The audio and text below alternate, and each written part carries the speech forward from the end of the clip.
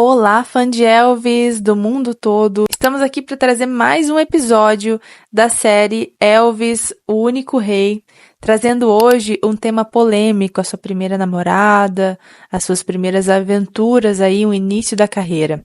Mas antes de tudo, eu queria convidar vocês a irem assistir em São Paulo, a partir do dia 1º de agosto, o musical que está percorrendo o mundo todo e vai ficar nessa temporada de 1º de agosto a 1º de dezembro, chamado Elvis, a Musical Revolution. Vai ser dirigido pelo Miguel Falabella, vai ter vários atores aí conhecidos na nossa cena atual. E eu estarei lá também marcando presença no dia 17 de agosto, talvez a gente se encontre por lá, tomara que a gente se encontre por lá. E vai ser um belíssimo espetáculo, vale a pena nós, fãs de Elvis, irmos prestigiar também esse evento aí da sua vida tão especial.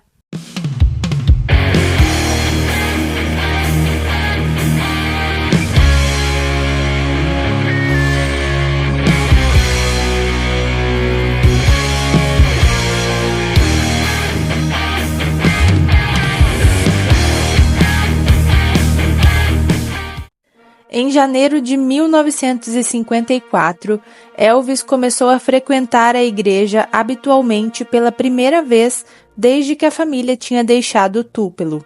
De vez em quando, Vernon e Gladys iam aos cultos em uma das igrejas ou capelas próximas, mas, em geral, gostavam de ficar em casa vivenciando a sua fé, mesmo sem ir à igreja todas as semanas.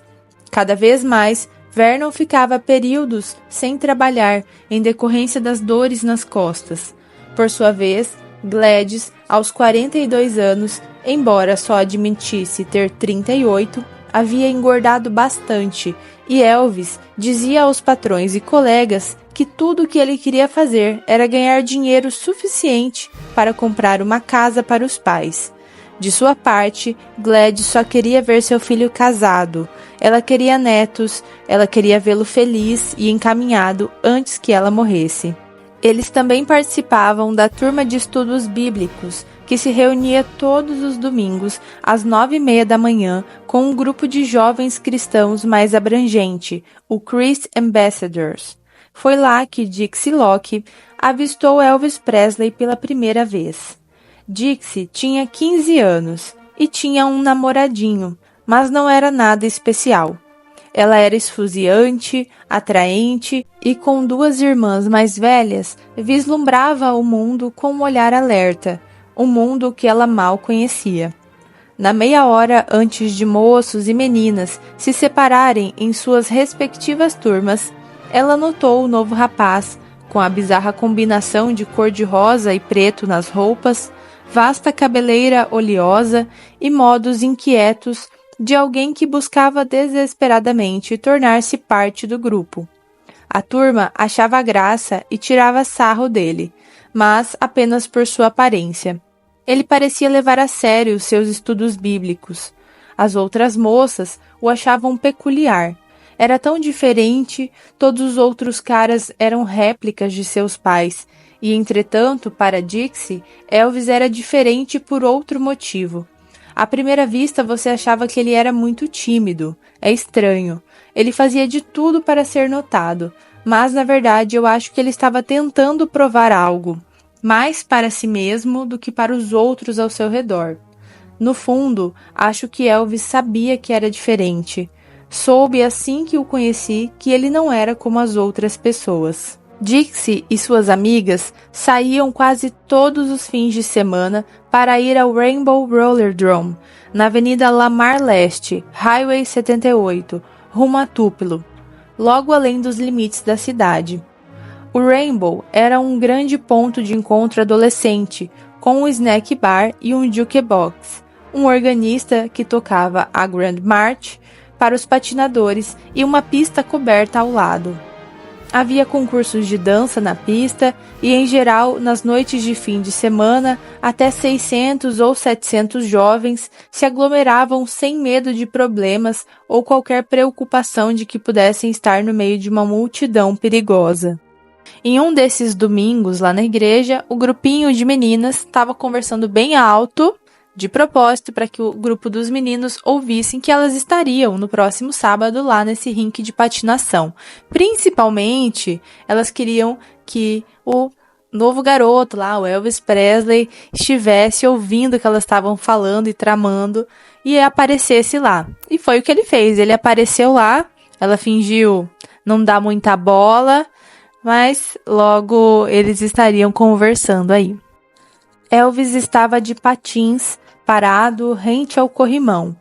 Usava uma roupa estilo bolero, jaqueta toureiro preta, camisa com babados, calça pregada com risca cor-de-rosa nas laterais.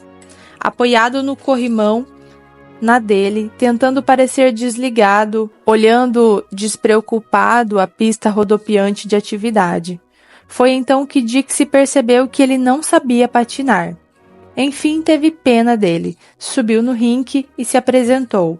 Ele disse, eu sei, e deixando pender a cabeça, jogou o cabelo para trás. Por fim, indagou a Dixie se ela queria uma Coca-Cola. Eu disse que sim e fomos à área dos lanches e acho que não voltamos à pista a noite toda. Conversaram e conversaram. Era quase como se ele estivesse esperando para desabafar por toda a sua vida. Ele contou que desejava entrar no quarteto Songfellows, que tinha falado com Cecil e Jimmy Hamill sobre isso e talvez fizessem um teste com ele. Era como se ele tivesse um plano, soubesse que tinha talento, que havia algo que deveria fazer em sua vida. Foi como se a partir daquele momento não houvesse mais ninguém lá. A primeira sessão lá no rink de patinação terminava às 10 horas da noite e era o horário pré-estabelecido para que ela também chegasse em casa. Mas ela queria ficar um pouquinho mais com aquele garoto. E as amigas foram embora, deixaram ela para trás. Ela fez que ia telefonar para alguém, mas naquela época não tinha telefone na casa dela, então ela ligou na casa dos tios que moravam ao lado para avisar que ficaria um pouco mais passada da hora, porque ela tinha encontrado um garoto lá da igreja e ela gostaria de ficar um pouquinho mais. Quando ela terminou o telefonema, ele fez uma sugestão. Por que não iam ao Case, o drive-in no Crump Boulevard? Podiam comer um hambúrguer e tomar um milkshake. Continuariam o bate-papo enquanto enfim tiraram os patins. Ele abriu a porta do Lincoln para ela e teve o cuidado de explicar que não era dele. Ele queria ter a certeza de que ela voltaria a sair com ele, mesmo se ele não tivesse um carro. Enveredaram na Lamar até o cruzamento com a Crump, sempre conversando animadamente. Ela se sentou pertinho dele no banco da frente, mais perto do que você normalmente faria num primeiro encontro. No estacionamento do Case, ela deu um selinho nele. Foi um beijo casto, um beijo afetuoso. Dixie não planejava fazer segredo por muito tempo, nem mesmo de sua mãe. Ela estava tão arrebatada, e ele também. Era algo diferente de tudo que já havia acontecido a qualquer um dos dois. Quando ele a deixou na porta da casa dela, sussurrou que ia ligar para ela na próxima semana, na quarta ou na quinta-feira, provavelmente, para saírem juntos no fim de semana. Nunca houve qualquer dúvida de que se veriam de novo e de novo. Ela entrou na ponta dos pés, sabendo que era tarde, mesmo para a última sessão. Estava prestes a acordar os pais. Seu pai ia matá-la, mas ela não se importava, não mesmo. Estava profundamente apaixonada. Ele ligou no dia seguinte. A tia dela a chamou da casa ao lado, bem na hora em que a família começava a saborear o frango do jantar. Naquela manhã, Elvis não foi à igreja e ela ficou um pouco triste, mas nunca duvidou de que voltaria a procurá-la, e ele não esperou nem um dia. Eles saíam muito, quase todos os dias, e aí, completando mais ou menos uma semana dessas saidinhas, ela resolveu que teria que apresentar ele para a família, e ele também queria isso, né? Ela tentou preparar todo mundo, mas descobriu, ao abrir a porta, que nem ela estava bem preparada. Tinha se esquecido de como o visual dele era diferente, tinha se esquecido do cabelo e das roupas dele. Não tinha pensado no efeito que isso poderia exercer sobre os outros. À noite, na cama, sussurrou com as irmãs sobre ele e confidenciou ao seu diário que enfim havia encontrado seu único e genuíno amor. Inclusive contou à mãe o que havia feito após telefonar do rink de patinação, mas assegurou que Elvis era de uma boa família e que o havia conhecido na igreja.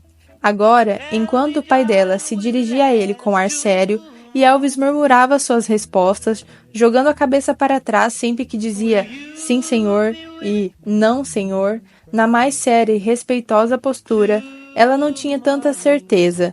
Ela sabia que o amava, mas viu pela primeira vez como o pai dela devia enxergá-lo. A mãe a chamou na cozinha. Ela não queria deixar Elvis sozinho com o pai, mas percebeu que não tinha escolha. Na cozinha, minha mãe desfiou o sermão. Como é que você foi sair com um menino desses? Esse tipo de coisa, tentei explicar. Mãe, não se engane pelas aparências, só porque o cabelo dele é comprido ou ele não se veste como todo mundo. Eu o defendi com unhas e dentes, garantindo que ele era um bom rapaz. Afinal de contas, eu o havia conhecido na igreja. Tive medo de que nesse meio tempo alguém falasse algo que ferisse os sentimentos dele e ele simplesmente fosse embora. Como a família não aceitou bem, no outro dia o tio da Dixie emprestou $2 para ela mandando o rapaz cortar aquele cabelo. Mas para eles nada disso importava. Naquela noite Elvis deu para ela um anel de namoro, simbolizando que eles não iam ficar com mais ninguém, nunca, que aquele namoro seria para sempre. 2 semanas depois, ela foi conhecer os pais dele. Foi no meio da semana, numa noite fria para fevereiro, quando Elvis a buscou em casa e a levou para Alabama Street. Ela se espantou ao descobrir que, embora nenhum dos pais estivesse trabalhando, e o salário de Elvis na Precision dificilmente ultrapassasse os $50 por semana, eles tinham um piano e um televisor. A senhora Presley pareceu desconfiada no início. Parecia nervosa e apreensiva, fez uma centena de perguntas a Dixie, onde o pai dela trabalhava, se a família dela era grande, onde ela e Elvis se conheceram, havia quanto tempo estavam saindo juntos, que escola ela frequentava. Chegou um momento que a Gladys tirou o pai e o filho da sala e interrogou a Dixie sozinha. E aquilo durou horas. Dizem que o Elvis entrou e saiu da sala várias vezes, tocava no ombro da mãe, tá bom, né, já chega. E não via a hora daquilo acabar para ele poder levar ela para casa e voltar para casa dele para perguntar para a mãe, e aí, o que você achou? Eles tinham um amor muito forte, um respeito um pelo outro. Ela era completamente dedicada a Elvis. Era uma espécie de admiração mútua. A senhora Presley, para Dixie, era quase uma segunda mãe. E a casa dos Presley, na Alabama, tornou-se uma segunda casa para ela. Conforme o dia, o Sr. Presley vinha buscá-la em sua casa na Lucy Street, depois da escola, para que ela pudesse esperar Elvis chegar do trabalho. Não raro, ela visitava a Sra. Presley sozinha. As duas tinham uma curiosidade inesgotável por uma pessoa, mas também tinham outros interesses em comum. A Sra. Presley mostrava as receitas dela a Dixie e de vez em quando faziam compras juntas. Talvez até escolhessem uma surpresa para Elvis. Dixie considerava a Sra. Presley uma das pessoas mais afáveis, maravilhosas e autênticas que ela já conhecera. Mas, mesmo aos 15 anos, Dixie logo notou que os Presley eram diferentes de sua própria família em pelo menos 2 aspectos significativos. Um era o papel desempenhado por Vernon. A passividade de Vernon a surpreendeu de um modo contundente. Nunca o vi ser indelicado. Eu nunca o vi bebendo. Tenho certeza de que era um marido amoroso e dedicado à família. Mas era como se ele fosse um forasteiro. Ele não fazia mesmo parte do grupo de Elvis e a Sra. Presley. A outra diferença marcante era a respeito da visão deles sobre o mundo exterior. Os Presley encaravam o mundo com suspeita. Tinham poucos amigos próximos fora da família. A Sra. Presley era muito humilde e era quase como se ela se sentisse inferior perto de gente com quem não parecia combinar direito. Talvez ela não tivesse o penteado certo ou o vestido adequado para usar. Às vezes, Elvis falava comigo de um jeito que normalmente só reservava para a mãe dele, com apelidos e gestos carinhosos. Quase encostava o rosto no meu e falava como os dois falavam. Como você parece doce hoje, esse tipo de coisa. Da mesma forma que costumava falar com a mãe dele. E eu pensava, não faça isso na frente dela, porque isso era só com ela. Quando o clima estava mais ameno, os dois se sentavam na varanda, na casa de Dixie ou no alpendre com pilares de tijolos da casa da Alabama Street, onde havia um balanço.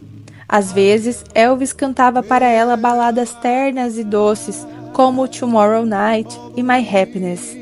Um pouco acanhado, ele cantava baixinho quando havia alguém da família dela por perto. Muitas vezes, desciam até a esquina para tomar uma vaca roxa, sorvete de baunilha com refrigerante de uva, ou um milkshake no Dairy Queen. Depois passeavam até o Gaston Park, escolhiam um banco e se sentavam, a poucas quadras da casa de Dixie. Um grande passeio era ir ao cinema, na sala do Susori 2, na North Main. Ao custo de 50 centavos de gasolina, 50 centavos para o cinema e depois $1 para comer no Keys ou no Leonard's. Eles se amavam, estavam comprometidos a permanecerem puros até o casamento. Compartilhavam tudo um com o outro. Não havia segredos. A Dixie sempre contou nas suas entrevistas que o Elvis era um rapaz muito sensível, né? Que ela nunca tinha visto e encontrado nenhum rapaz daquele jeito. Inclusive, ele teve outro momento em que foi discutido se ele deveria ou não cortar o cabelo, senão ele seria demitido do emprego em que estava. O tio dela já tinha batido nessa tecla anteriormente. Teve uma vez que eles estavam num drive-in e discutiram, ele saiu do carro, ameaçou ir embora, pegar uma carona e voltar para casa. Uma vez ele também discutiu com a mãe e disse que fugiria de casa, então foi até a casa da Dixie, dar um abraço nela, falar que eles voltariam a se ver e choraram muito, abraçados. Eles chegavam por vezes a falar em casamento, né, nessa altura, mas eles sabiam que tinham que esperar. Eles iam à igreja juntos, embora com pouca frequência para o gosto de Dixie. Às vezes, quando compareciam, chegavam com um grupo de jovens, pouco antes do culto, e sentavam no fundão, mas fazendo questão de que os mais velhos notassem a presença deles. Nisso, o culto começava e todos os olhares se fixavam no reverendo.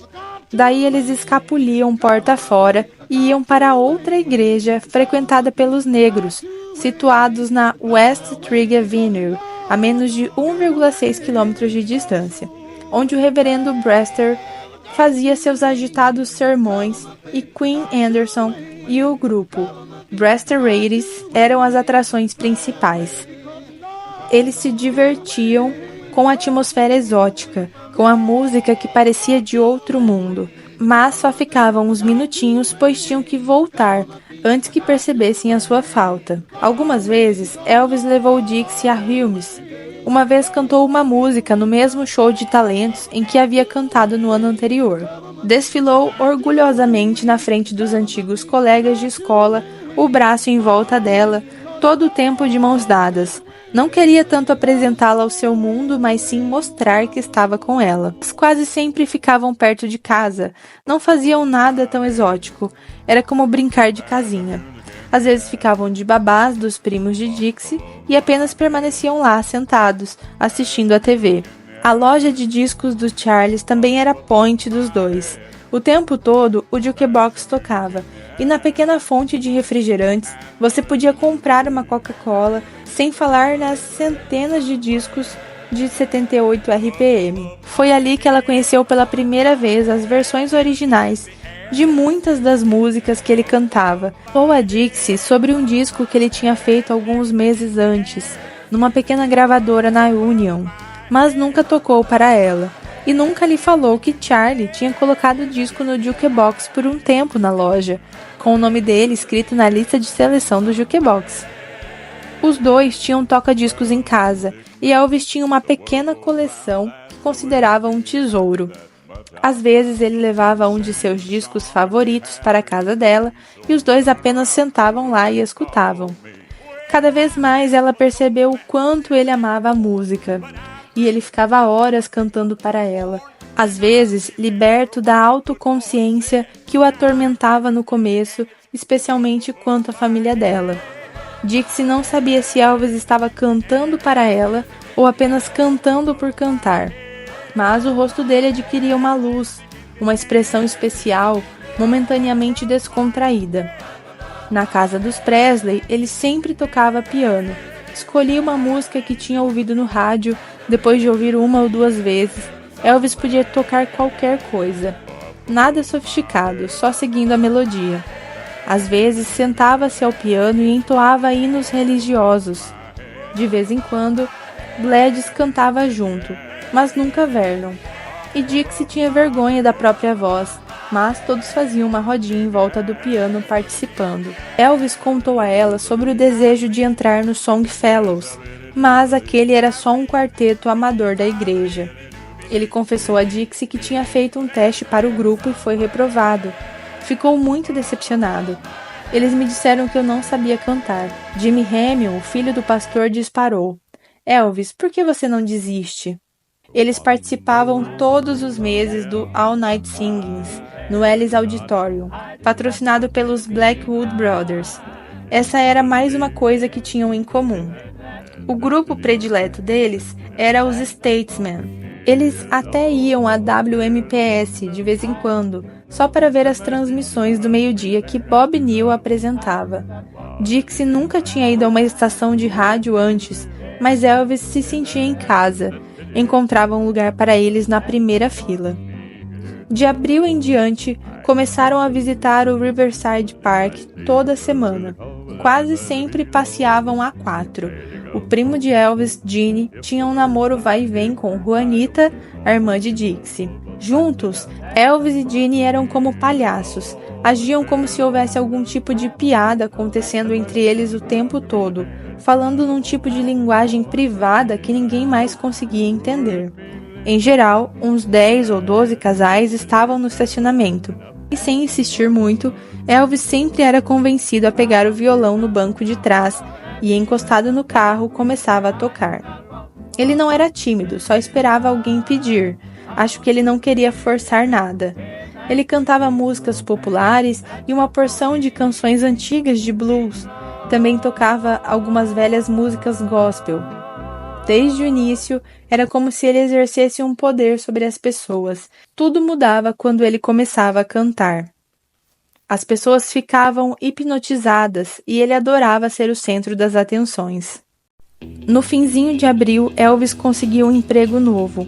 Não estava feliz com o antigo desde que obrigaram a cortar o cabelo e o novo ficava na Popular. Ao volante do caminhão da Crown Electric, empreiteira do ramo elétrico, Elvis transportaria suprimentos aos canteiros de obras industriais. Os proprietários, Sr. e Sra. Tipler, pareciam muito legais. Eram simpáticos e atenciosos e pareciam aceitar o novo funcionário como ele era. E nunca se arrependeram. A Sra. Tipler, porém, se divertia ao ver o tempo que ele perdia arrumando o cabelo ao chegar de manhã e toda vez que voltava de uma entrega. O salário chegava a $40 por semana. Ele só pegava o suficiente para gastar na semana, 50 centavos para gasolina, $1,50 para irmos ao Susori 3 vezes, talvez um pouco mais para lanches, e o resto era para a mãe e o pai. Não pensava duas vezes em relação a isso. Era apenas como as coisas eram. Os pais dele estavam ficando velhos, contou ele a Dixie. E Elvis queria cuidar deles. E os pais tinham muito orgulho dele também.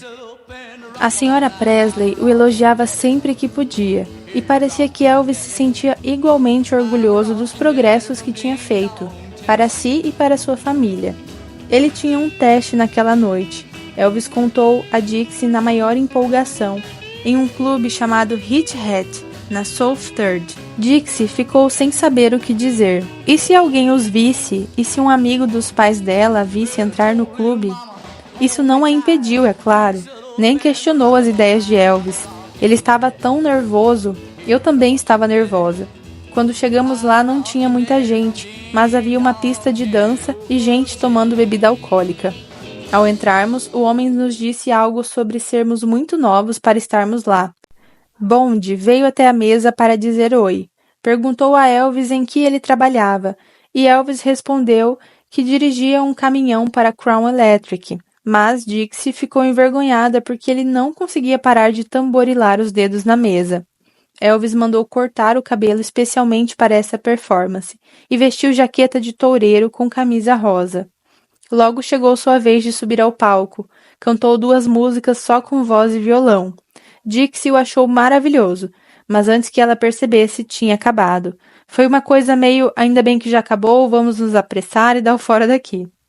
Antes de sair, trocou uma ideia rapidamente com Ed Bond, mas Dixie estava longe e nunca ficou sabendo o teor da conversa. É claro que o Ed Bond muitas vezes tratou isso como uma piada, né, dizendo ser o único que já dispensou Elvis em toda a sua carreira. Ele chegou a dizer para o Elvis voltar a dirigir caminhão, porque ele não teria futuro na música, mas tempos depois ele disse que teve que não aceitá-lo ali no bar devido à sua idade. O tempo foi passando, cada vez mais o casamento entrou em pauta. O papo era sério, mas não sei como, um de nós sempre tinha o bom senso de dizer: mas e se? Eu ainda estava na escola e isso teria partido o coração da minha mãe e do meu pai. Ela e a família iam passar as férias com parentes na Flórida, na primeira quinzena de julho. Estava preocupada, seria a primeira separação deles. E Elvis, ainda tão ciumento, odiava que ela socializasse com outras pessoas, ainda mais com outros garotos. Sempre carregava o violão na boleia e quando podia tocava para seus colegas de trabalho. A senhora Tipler o aconselhou a abandonar esse maldito violão. Ele vai ser a sua ruína. Também continuou tentando gravar discos. Marion Kisker via o caminhão dele passar pelo estúdio muitas vezes, e de vez em quando ele parava e puxava uma conversa casual, sem esconder o nervosismo. Sempre perguntava a ela se não sabia de uma banda, tentando adotar uma postura tranquila e uma familiaridade que ele claramente não tinha, e isso a comoveu. Bom, no dia 26 de junho ficou marcado porque a Sun Records ligou para o Elvis, chamando ele para ir gravar às 3 horas da tarde. E mal a senhora Kisker tinha desligado o telefone, o Elvis já estava plantado lá na porta da gravadora. Acontece que em uma de suas viagens para Nashville, o Sun descobriu um acetato com uma baladinha, né, chamada Without You, e imaginou que um rapaz mais tímido, que nunca tenha gravado nada, anônimo, pudesse entoar aquela canção com simplicidade, colocando emoção. E aí ele lembrou do Elvis, né, aquele rapaz que sempre passava ali na frente da gravadora, tentava alguma coisa, e aí sim que foi feita a ligação para ele naquele dia. Quando acabou, Elvis estava exausto, sentiu uma moleza no corpo. O Sr. Phillips o havia chamado de volta, valeu a pena perseverar. O que ia acontecer dali em diante? Nada foi comentado sobre isso. Na mente de Elvis, porém, havia poucas dúvidas de que algo aconteceria. Enfim, tinha conseguido a sua oportunidade. O Elvis mesmo contou muito tempo depois, em uma entrevista, que ficou nesse dia lá sentado na gravadora por mais de 3 horas, cantando tudo que ele lembrava. Trechos de música pop, música gospel, e de vez em quando ele levantava o olhar para receber um aceno positivo do Sam, para saber se ele estava indo bem ou não. Mas o Sam acreditava que deveria ser uma pessoa amadora para colocar sentimento naquela música e confiava no Elvis. Mas é claro que aquela música talvez não tenha dado certo para a voz dele. Na noite de quarta-feira, 30 de junho, uma tragédia ocorreu. O avião dos Blackwood Brothers tinha caído na noite anterior em algum lugar no Alabama. Não estavam todos a bordo, mas os 2 tinham morrido. O funeral no dia seguinte foi um dos mais grandiosos da história de Memphis. A primeira vez que um funeral foi realizado no Ellis Auditorium. Os Statements cantaram, assim como os Spears e outros 5 quartetos. Quase 5.000 pessoas mostraram o quanto amavam os Blackwood. Jornais relataram que alguns negros ligaram ao auditório perguntando se poderiam comparecer ao funeral, e as galerias foram reservadas aos negros. Elvis e Dixie sentaram-se com o Sr. e a Sra. Presley e ficaram de mãos dadas. Dixie não acreditava que iria à Flórida no dia seguinte. Ela não podia ir. Não queria ir. Ela não podia deixá-lo, não agora, e de manhã Elvis apareceu quando os Locke faziam as malas. Ele se despediu por volta do meio-dia, depois de uma troca de juras de fidelidade. Os dois iam se escrever, prometeram. Ele tentaria ligar. Anotou todos os números e endereços de onde ela ficaria hospedada. Enquanto eles estavam abraçados ali, a Dixie só tranquilizava ele, dizia que aquele momento passaria rápido, que logo eles voltariam a estar juntos e ainda teriam um verão pela frente, uma vida inteira pela frente. Será?